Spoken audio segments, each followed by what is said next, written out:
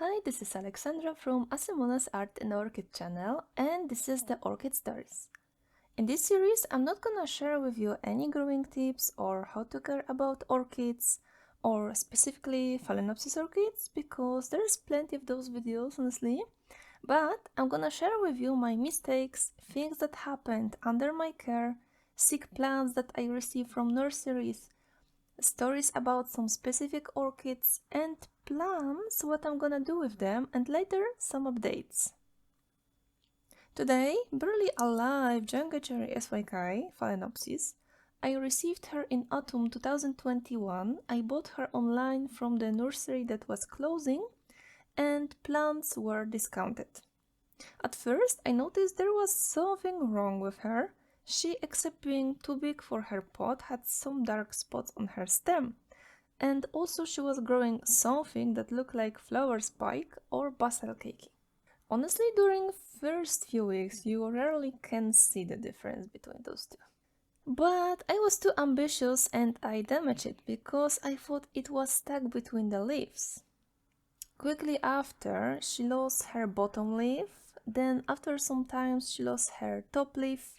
The second top leaf, the growing spike slash keiki, was taken by infection. Soon the whole crown was dying and I could see some drying roots as well on the stem. That means the infection was either going up or going down.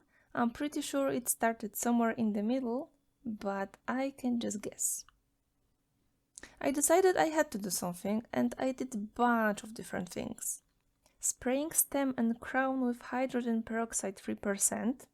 There was fuzzing on the whole stem and on the whole crown.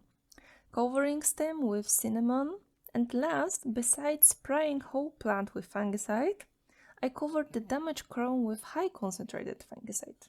The infection stopped. At this point, I'm not sure what helped.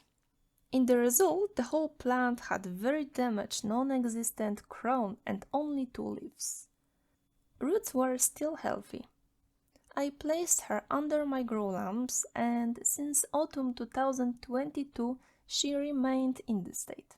She did absolutely nothing except occasional continuing growing one of her roots. It was the longest waiting game I've ever had. Of course, I was watering her. I even used some aloe vera. I read somewhere aloe vera contains some growth hormones for plants, and I thought I have nothing to lose. I cut off few leaves from my aloe vera plants and I blended it with water and water her with this solution. Now back to early March 2023. She gathered enough energy to grow something, and for me it was kind of a miracle. It was a basil keiki. And at some point I was afraid because the stopped infection might wake up and enter the stem of the keiki. Gladly, it didn't happen, and early March 2024, I finally decided to separate them and safely put it into the 6 cm pot. I was lucky because she grew in a very specific way that allowed me to make a very safe cut right here to not damage keiki or mother plant or both. The baby plant, keiki or clone, is doing really well. Initially, she had 2 flower spikes, but because both keiki and the mother plant didn't have enough energy to support all of the blooms, the bud was drying on the early stage, I decided to cut off the second spike.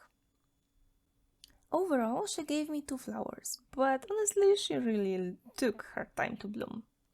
Also, something amazing happened. When I separated her, she had her second flower, and I was ready to see this flower drop on the floor a few days later. It didn't happen, and she had her beautiful fragrant flower for the next few weeks. I'm so happy to see her survived and healthy. Now back to the mother plant. After separation, I was ready to see her dying, and this one yellowing leaf gave me this feeling she's gonna die soon. Well, joke's on me, because after a close inspection I noticed some green alive matter sprouting from the stem. You see it? She didn't have it before, and there is more. Here, here, and here. What I'm gonna do with her? Of course I'm gonna support her growth. Will I water her with aloe vera mixture? Absolutely! I have, again, nothing to lose. She probably doesn't sense her keiki because I cut it off, so she desperately trying to survive again. And I'm gonna help her with that again. Stay tuned for more updates and similar stories. I hope I gave you a little bit of hope, because taking care of plants or other live being might be sometimes an emotional roller coaster. And don't feel bad when you fail. Live beings aren't like machines where you can just replace a certain part. Heads up and do what you can do best. Thank you for watching and see you next time!